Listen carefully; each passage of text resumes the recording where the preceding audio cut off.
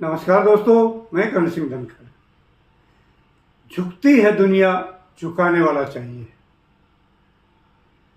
और अपने जैन जी ने इस सरकार को झुका दिया जो कभी किसी के सामने नहीं झुकती थी। ये आम भारतीय मानता है, लेकिन इसके पीछे का राज क्या है वो आज मैं खोलूंगा। हकीकत क्या है? क्या ये इतनी बेशरम, इतनी आता, इतनी घमंडी सरकार ऐसे कैसे आराम से मान गई? 378 दिन तक किसान पूरी दिल्ली को चारों तरफ से घेर के बैठे रहे, तब नहीं माने तो इनके पास कौन सी तोप थी? कैसे मान गई? इसके पीछे राज क्या है ये बस समझना बहुत जरूरी है। तो आज इनकी कलई खोलेंगे कि हकीकत वास्तव में है क्या। कुछ दिन पहले मैंने 18 या 19 तारीख को ये कहा था कि पश्चिम बंगाल और कश्मीर से बख्तरबंद गाड़ियां और फौज इकट्ठा की जा रही है। बिल्कुल ये बात सही थी और सच्चाई थी। अब एक सच्चाई और आप लोगों के सामने खोलता हूं। सीआरपी के ऑफिसर्स ने इनको मना कर दिया था कि हम अपने भारतीय बच्चों के ऊपर गोली नहीं चलाएंगे। ये है असल हकीकत। और उसके बाद मोदी थर थर कांपने लगा। और एक चीज, मोदी नहीं, दिल्ली के, कंफर्म कर लीजिएगा, पत्रकार लोग सुन रहे हो तो जाके छानबीन भी कर लीजिएगा। दिल्ली में एक जगह है देशबंधु गुप्ता मार्ग पर, केशव कुंज आरएसएस का हेडक्वार्टर है, जो कि एक 5 स्टार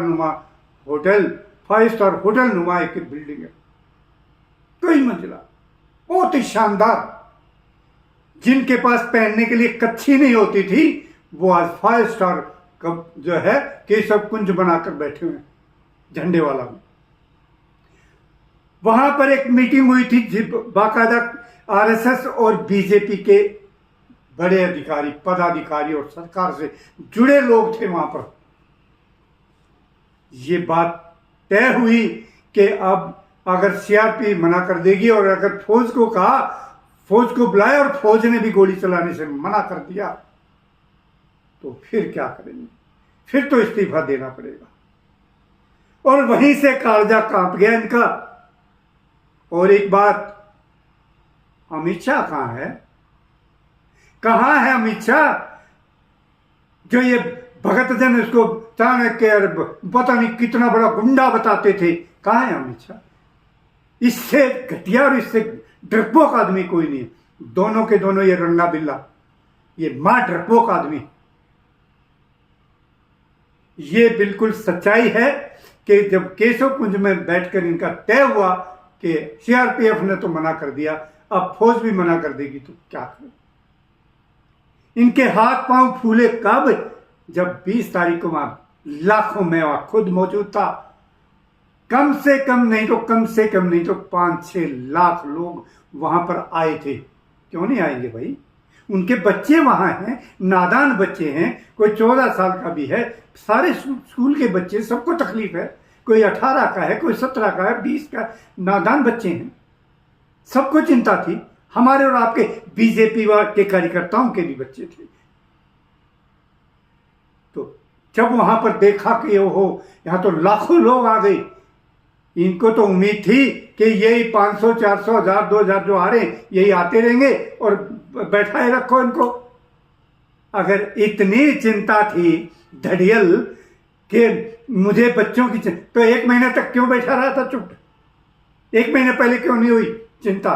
तुम्हें चिंता थी फौज की, तुम्हें चिंता थी यहां पर दिल्ली जाम होने की, कि भाई पूरा हिंदुस्तान दिल्ली में जमा हो जाए।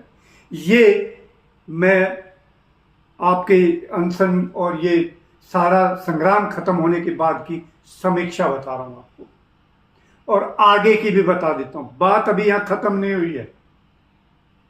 ये शुक्र मानो को कांग्रेस का कि कांग्रेस ने अब भी बचा लिया बीजेपी को। समझे कि नहीं? कई लोगों के कान खड़े हो जाएंगे। जी हां, ये हकीकत है, कांग्रेस ने अब भी बचा लिया बीजेपी को। कैसे? राहुल गांधी 21 तारीख को वहां पहुंच गए जहां पर कोई नहीं जाता अनशन या धरना करने। किसी की औकात नहीं, किसी की हिम्मत नहीं, क्योंकि फौज इतनी लगी होती है वहां प्रधानमंत्री निवास के सामने। जब तक मोदी जी की इच्छा ना हो तब तक वहां पर कोई कितना बड़ा लाट साहब हो वहां पर पहुंच नहीं सकता उस गेट तक। ये दावा है मेरा। राहुल गांधी और कांग्रेस के लोग कैसे पहुंच गए? क्या मोदी जी ने बुलाया था उनको? जी हां, मोदी जी ने बुलवाया था राहुल गांधी को और राहुल गांधी गए थे कि यहां बैठो मेरे दरवाजे पर, ताकि ध्यान आपकी तरफ जाए और किसी तरह जैन जी से हटे। क्या कहते हैं राहुल गांधी कि अमित शाह भी दोषी है, उनको भी माफी मांगनी चाहिए। क्यों माफी मांगनी चाहिए? यह देश कहता है कि अमित शाह सबसे बड़ा दोषी है और प्रधानमंत्री। इन दोनों को इस देश से देश निकाला देना चाहिए। जिसको कभी तड़ी पार किया था, आज उसको देश निकाला देने की जरूरत है। माफी वाफी से कुछ नहीं होता। माफी तो ये बेशरम है एक नंबर के। 36 बार मांग ले इनके बाप दादा, माफी मांग रहे। सावरकर ने पता नहीं कितनी बार लिख के माफी मांगी थी। माफी का क्या मतलब है? राहुल गांधी की जो भाषा है वो कहीं ना कहीं जो है बीजेपी को हमेशा फायदा पहुंचाती है। इसीलिए बीजेपी मजबूत है और वो कहते जब तक राहुल गांधी है तब तक हमें कोई नहीं हटा सकता। बिल्कुल सच्चाई है। ये दोनों पार्टियां मिली हुई हैं, दोनों मिली हुई हैं।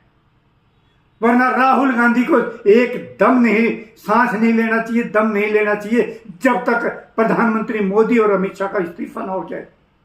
क्यों नहीं आज उनका इस्तीफा मांगा जाता? माफी मांगने के लिए कह रहे राहुल गांधी? मजाक है क्या? सरेआम हमारे बच्चों को बेटियों की इज्जत उतारी गई, किसी को पीछे से डंडा, किसी की छाती पाड़ी गई, किसी का कुछ। और राहुल गांधी कहता है माफी मांगनी चाहिए इनको। क्यों माफी मांगनी चाहिए? ये माफी के लायक ही नहीं है। इनको तो देश से बाहर कर देना चाहिए तुरंत। ये देशद्रोही लोग हैं। ये वही उन्हीं के वंशज हैं जिन्होंने 52 साल तक अपने भवन पर तिरंगा नहीं टांगा था। ये क्यों भूल गए राहुल गांधी? तो दोस्तों, मैं इस अनशन के खत्म होने के बाद की आपको सच्चाई की वे क्यों हुआ, क्या वजह रही, मैं कल और परसों किसी अपने निजी प्रोग्राम में लगा हुआ था। समाज बचाओ, संविधान बचाओ, समाज बचाओ। हम एक मुहिम छेड़े हुए हैं। उसका हर डिस्ट्रिक्ट में हर महीने एक प्रोग्राम करते हैं, कभी महीने में 2 भी हो जाते हैं। ये 15वां प्रोग्राम था हमारा कल पलवल में, और अगला प्रोग्राम अंबाला में होना है। तो हम अपनी मुहिम में, अपने काम में भी लगे हुए थे। 20 तारीख को मैं वहां मौजूद था, सारे नज़ारे देखे, सब कुछ छानबीन की, और आखिर में फैक्ट निकल कर ये आया कि सीआरपीएफ ने गोली चलाने से मैं मना कर दिया। मैं सैल्यूट करूंगा, बार बार सैल्यूट करूंगा सीआरपीएफ को और सीआरपीएफ के जवानों को। आप लोगों को भी कहूंगा, ये हैं 10 सच्चे देश के भक्त, ये हैं सच्चे देश के रक्षक, और मोदी और अमित शाह हैं देश के भक्षक। जितना जल्दी हो सके और जितना ज्यादा हो सके इस वीडियो को शेयर करना दोस्तों। इसी के साथ मैं लूंगा आपसे विदा। जय हिंद साथियों, जय भारत।